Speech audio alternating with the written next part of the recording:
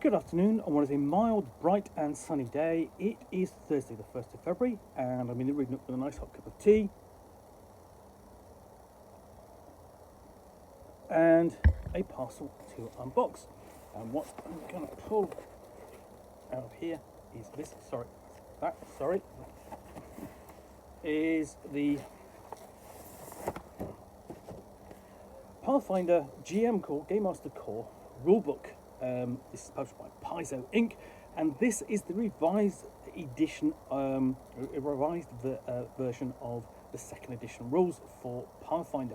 I've already done an unboxing of the player core. Now we're going to look at the GM core. So, tell your story. Creating a compelling tale takes more than just heroes. It requires a complex cast of allies, adversaries, and villains.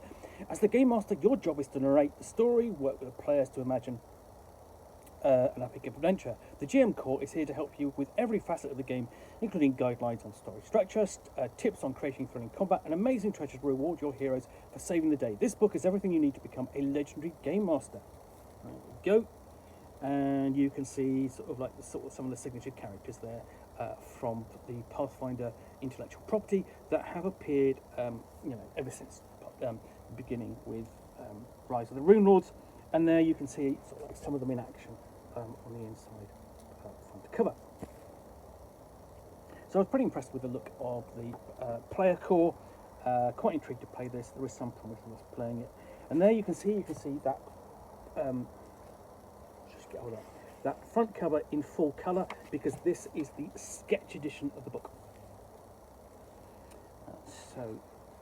Without further ado, it starts off with introduction, and this is covering things. It's basically how to use the book, role of the game master, choosing your tools, and what you need. So whether that's you're a new game master, whether you're running a published adventure, making your own, and so on. And then we get into how to run the game, and this starts off with the point about running a game with a welcoming environment, dealing with objectionable content, i.e. not, not including it rather than not dealing with it, and the Pathfinder baseline for the game, what it entails, running a session, pacing game session, starting a session, the spotlight, and adding concepts like failing forward, basically in terms of stakes and consequences, improvisation, secret checks, metagaming, role-playing, NPCs, all good, useful points to take into account when you're thinking about running a game. Adding things, you've got sections in here on off-session gaming, dealing with betrayal, curse your inevitable betrayal, of course. It's a mainstay of storytelling. Special considerations, including adjudicating the rules, consideration of fairness, consistency, making a call, looking at rules, listen to your players, saying yes but, resolving problems.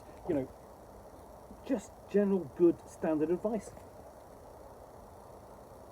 And you're going to find this in numerous different role-playing games, but it's always worth repeating.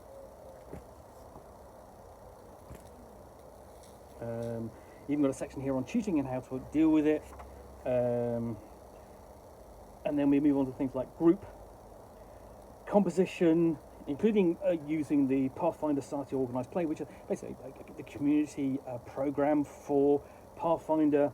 That's fairly busy, running games here and there up down the country, and also conventions.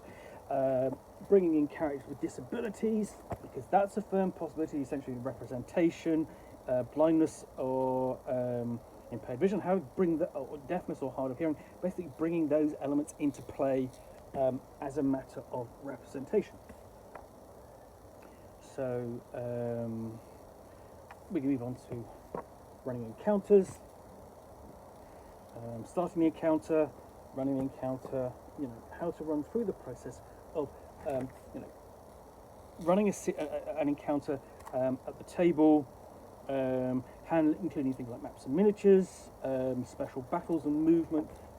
The rules for those were all covered in the player core, but here's the advice on how to do it for your game master.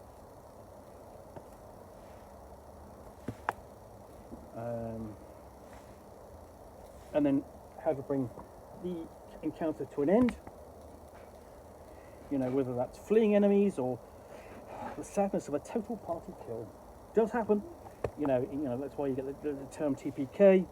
And then moving on to other different types of encounters. So we have exploration, and this can be wilderness or or urban or dungeons, or just simple travel. And how to flesh that out with flavour and detail. Things like what quick environmental details. So you've got aquatic, arctic, forest, mountain, and then you've got sights, sounds, smells, textures, weather, the sort of things that you might encounter there.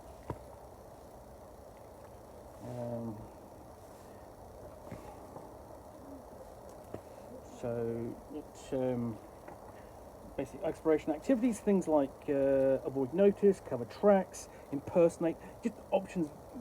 Here are the quick spot rules you need for that.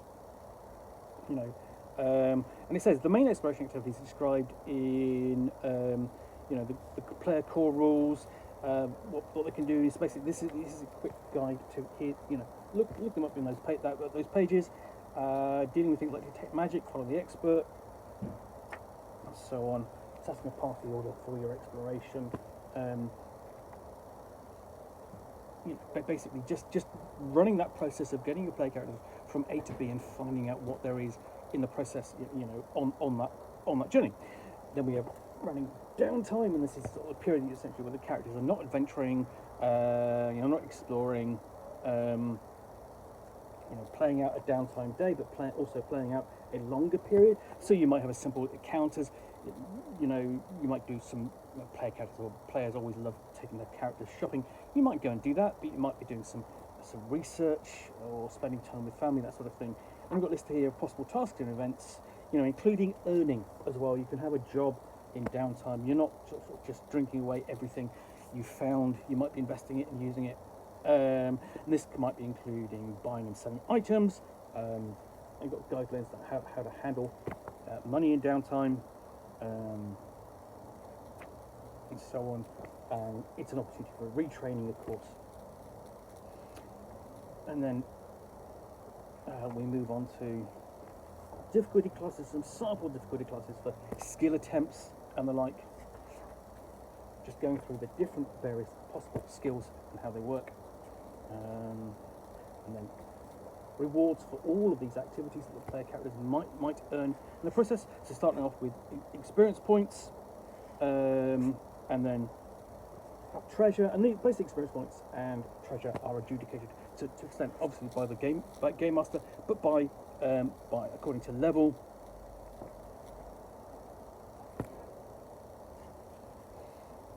And then we get on to how to build a game. Another thing I noticed about this essentially is that you've got this little index down the side which is telling you where you are in the book, which is very useful. So here, building games, we've got campaign structure, themes, basic structures, linking adventures, building something bigger than just a one-off, player goals, recurring villains, and how to starting the campaign and ending the campaign. I mean, whole books could be written about that. And also we have adventure design, so individual design. So you might look at styles, which include, dungeon crawls, gritty adventures, high adventures, horror, and more. Sorry, I'm just slipping out my books because the pages are glossy. And handling things like mayhem and subjugation, or themes and events, which types of adventures you can go on. Adding motivations, or story arcs, and then moving see what you're doing here is moving down, getting a little bit more granular from campaign to adventures, and then we have to encounter design. So this is dealing with combat threats and encounter locations. And basically, so along the way, you've got some great artwork. Types of hazards that might be faced in a combat. All the options here for variant rules. So this includes automatic bonus progression, adjusting items and treasure, So numerous options here. So you know, at level 0 characters, proficiency without levels on your skills.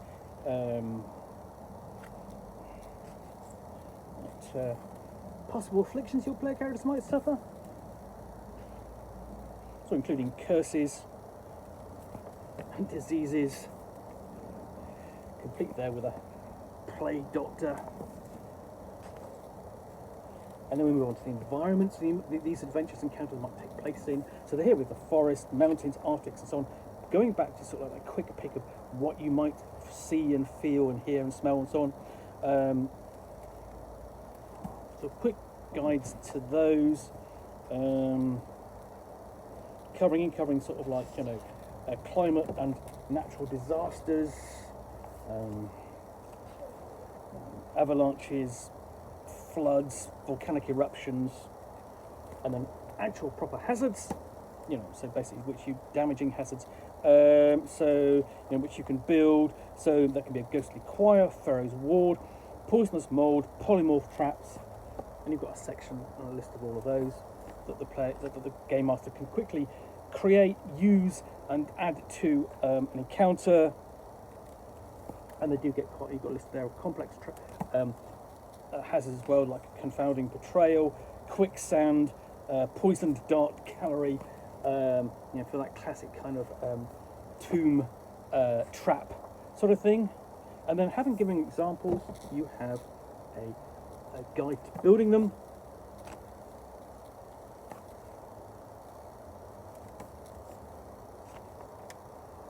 And doing the same with creatures. And so here we've got you to start off with the development of the concept, understand the statistics, you've got an overview, and then bit by bit going through the section, you know, designing an interesting monster, and then we've also got a guide there to converting first edition characters, because you know the one thing about Pathfinder, it does have several bestiaries published over the years. So going through different options for your monsters. Okay, and then got a list of traits they can be given.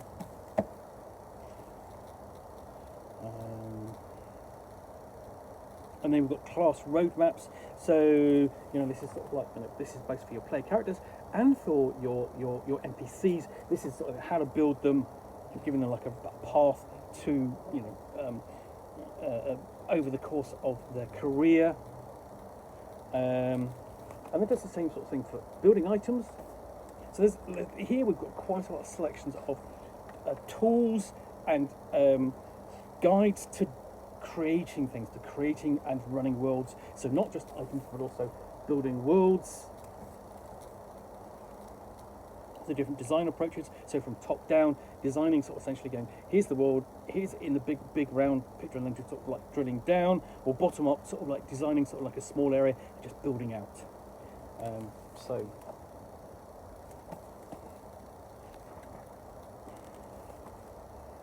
includes the sections like designing nations and civilizations, settlements, and moving further out and discussing cosmology, you know, with the composition of outer space, the universe, solar system, planets and moons, the multiverse, if you will. And then we move on to an actual setting, the default setting for Pathfinder, of course, which is, you know, the Age of Lost Omens in the world of Golarion, and especially around the Inner Sea. There we go. So here we go. We've basically got history of Golarion, building on sort of like the basic information given in the player core.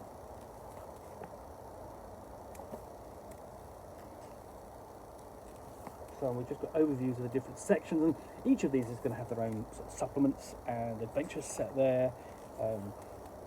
So these are really, you've got a nice sort of like decent illustration of each, and some idea of what they're like in the descriptions there.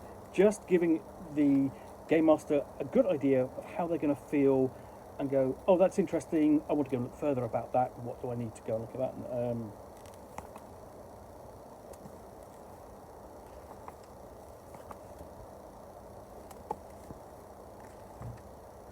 And then there are different cultures from across the inner sea, offering other potential ancestries as well, including catfolk, dwarves, gnomes, elves, halflings, kulo, kobolds, lizard folk, orcs, planar scions, rat folk, and tengu. Regional languages, creatures and religions to be found there. Just in broad detail, obviously you want to say a Glorian source book for all of this. Factions to be found across the inner sea. And then we draw down into particular nations with their stat blocks. And settlements, example settlements. And these essentially work as examples of the guidance which was previously given in the book. And then, having already discussed cosmology, we have an example cosmology included.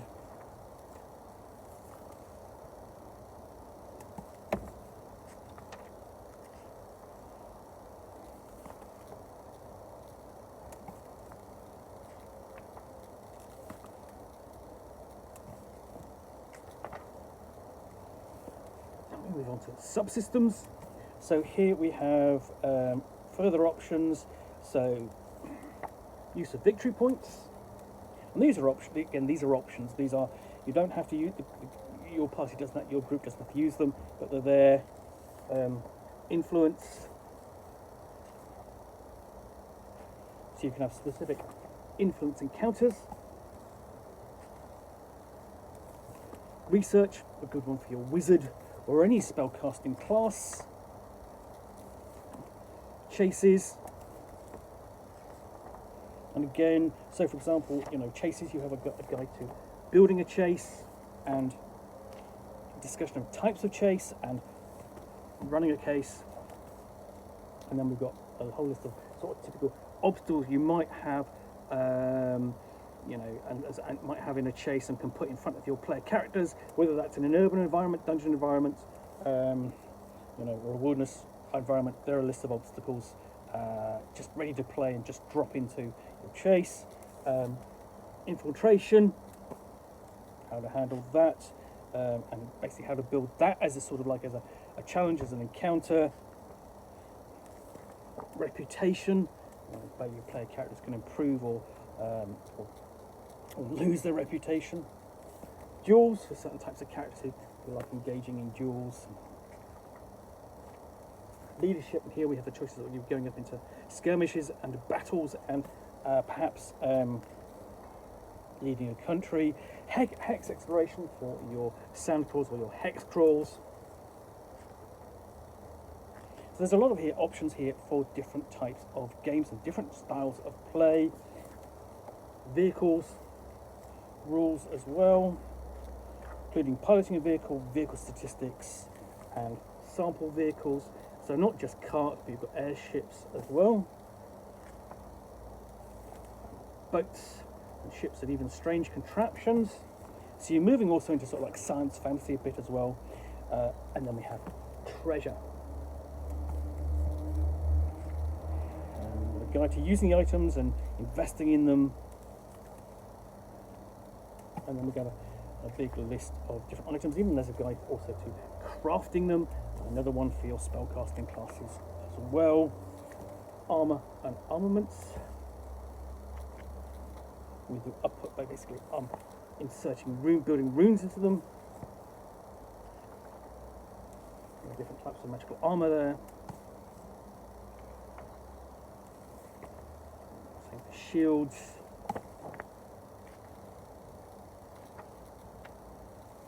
Weapon runes.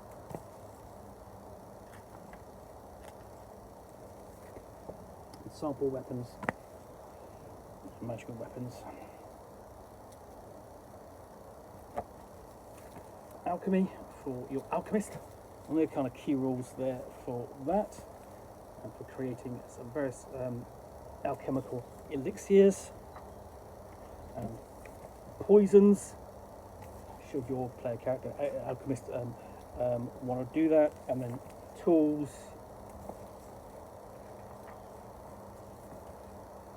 materials, So, you know, essentially,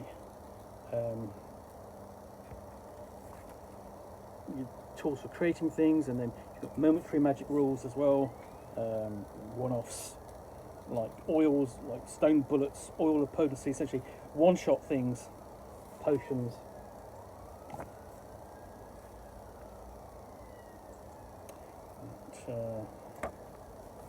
Scrolls and talismans, guide to creating and using those, a lot again with examples.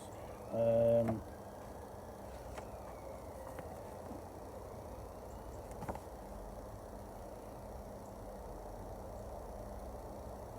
we have wondrous consumables, even more. Essentially, you've already got the momentary ones. Here are the consumables that are going to have amazing effects or wondrous effects. Trappings of power. Here we come to sort of the artifacts, apex items.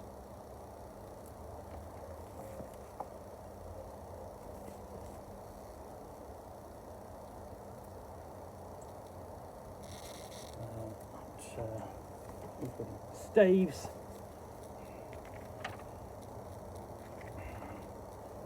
The wands. So these are the kind of like the big classic magical items you're going to be used to from this style of play. Wall items, cloaks and rings, and Aeon stones.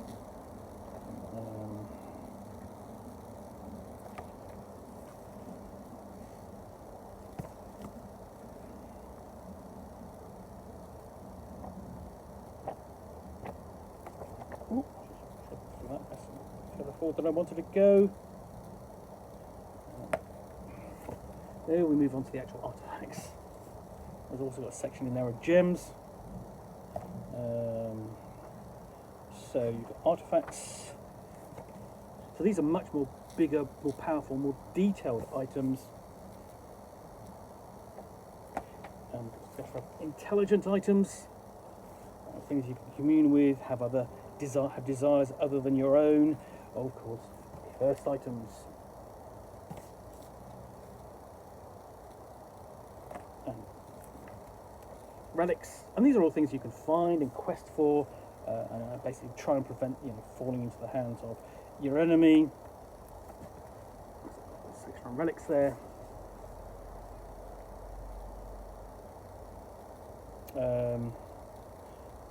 And then we have treasure tables at the back here, and that's basically draws the GM core eventually to a close. You've got multiple tables here,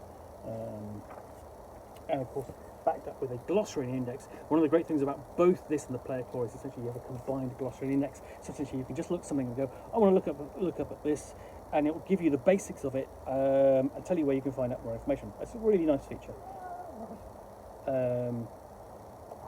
So yeah, that is the GM core for Pathfinder Second Edition, the revised edition. This is the sketch edition of the book.